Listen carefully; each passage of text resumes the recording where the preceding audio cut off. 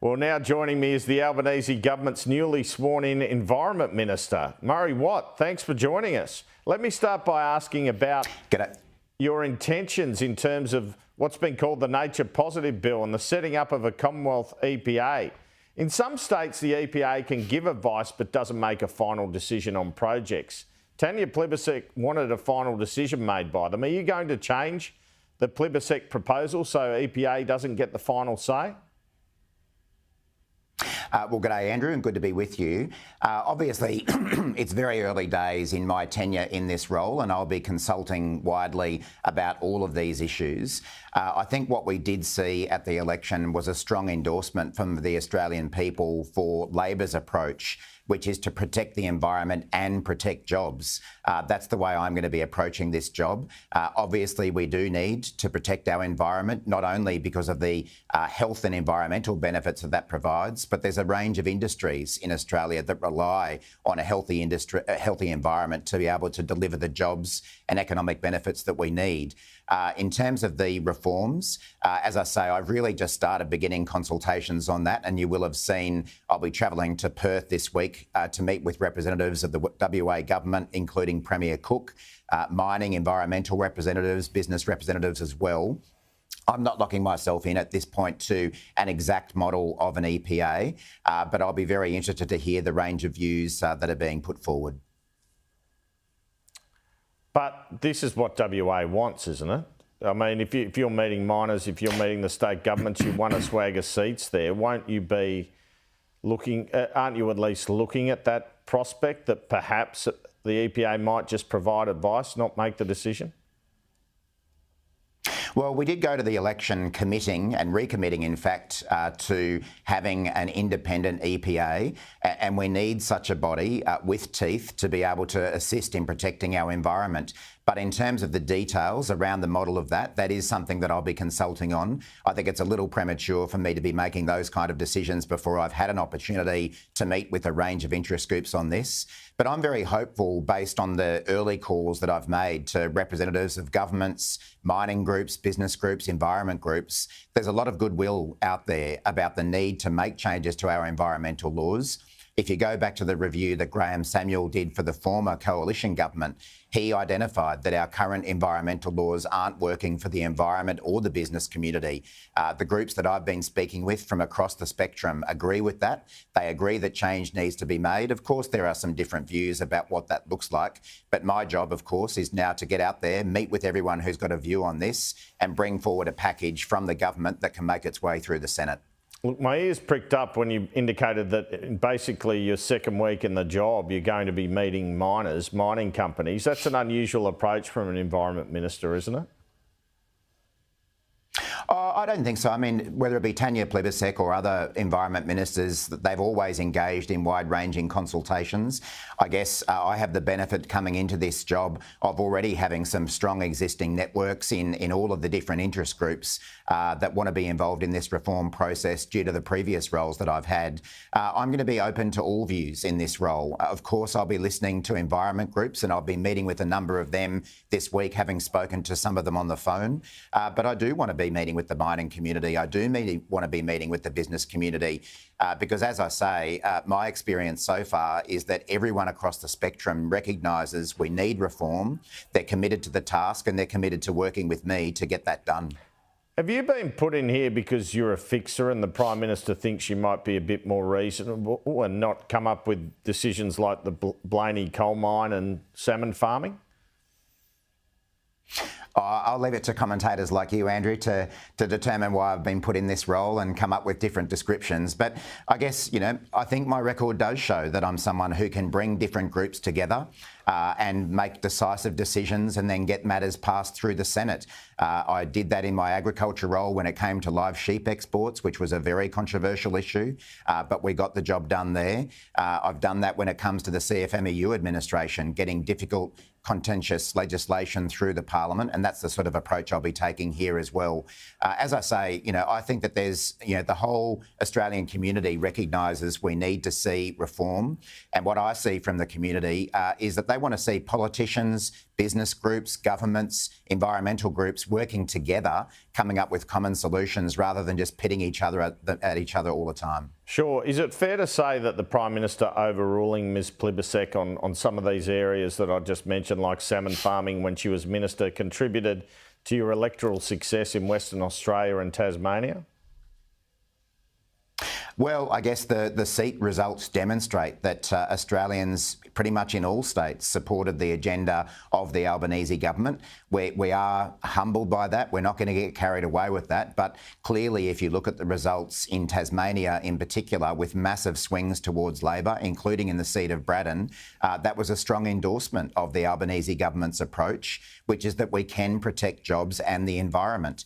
Of course, we want to make sure when it comes to salmon that environmental impacts are managed and are limited. But we also want to protect the jobs that are really important for those communities as well. We saw a similar approach in Western Australia. So as I say, I think that there is a strong endorsement of Labor's approach when it comes to managing the environment.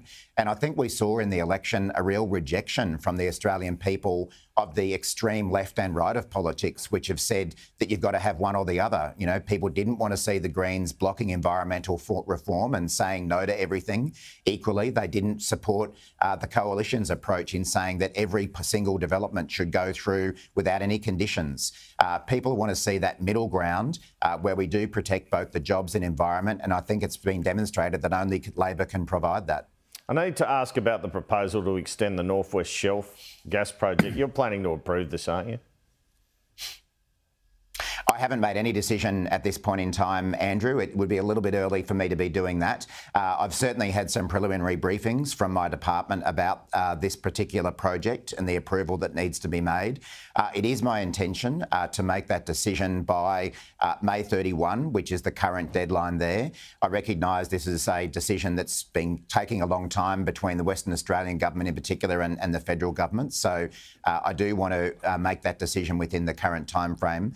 But I genuinely haven't reached a position on that, and I'll be expecting formal briefings from the department in coming days. So you'll have been Minister all of about 2.5 weeks when you make a pretty massive decision. Yeah, it will be a very significant decision, Andrew, and I recognise it's one, there are really strong views on all sides, and it won't be the final time that I'll need to make a decision which is contentious and that there are strong views. But what I can assure you viewers is that every decision I make will be in accordance with the law. I'll be looking at the evidence, I'll be looking at the science, bringing an independent mind to each of these decisions, and that's what I'll be doing with this one as well. Do you have a recommendation from your department before you on this? Not at this point in time, Andrew. All right. They're still finalising the paperwork for that, yeah. Can you admit, I suspect you can't, that this decision was delayed past the election so it wouldn't affect votes for Labor, particularly from the Green flank? That's not my, yeah. That's not my understanding, Andrew. I mean, of course, any of these decisions about big projects like this do require an enormous amount of evidence because they're really important decisions that you want to get right. Of course, we all know that many of these decisions end up being in the courts as well, being challenged by one group or another, and that's why it is important for the Minister of the day to have a full set of evidence in front of them. My understanding is that further information and evidence was requested of some of the parties for this decision, and that meant that the timeframe had to be extended.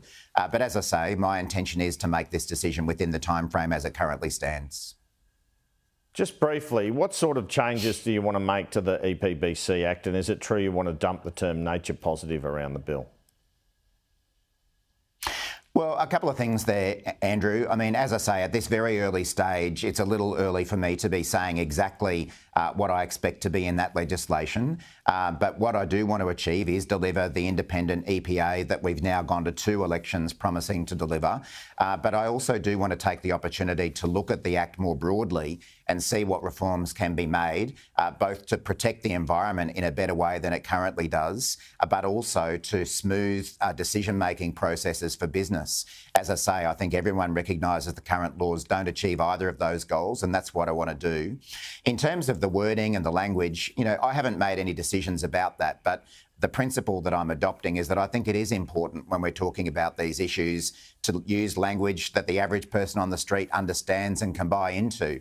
I think part of my role is about building public support and public confidence in the decisions that we make in this area. And the more we can be expressing our language and our terms in ways that people understand and use themselves, I think that helps build that confidence. There's been a lot of criticism of the government super tax. Do you expect this to pass with the help of the Greens? And what do you make of my revelations this morning that there's a lot of former state MPs and premiers and maybe even some current ones who won't have to pay this tax?